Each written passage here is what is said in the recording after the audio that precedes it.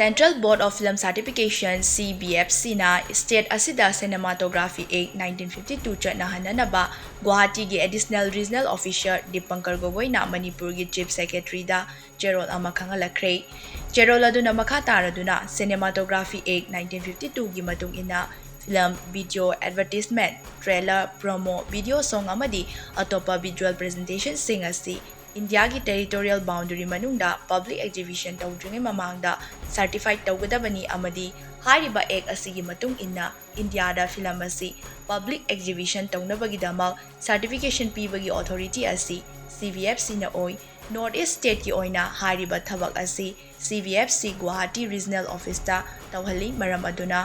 ek asi na piriba provisions sing asigi matung inna CVFC certification phangdriba film documentary video amatana Manipur gi mafam ama hektada kaptanaba amadi film video sing miyamda utanaba mathau taba instruction adu district administration sing da piba amadi hariba provision sing asi indrabadi Cinematography Act 1952 gi section 7 amashung 7A gi matung inna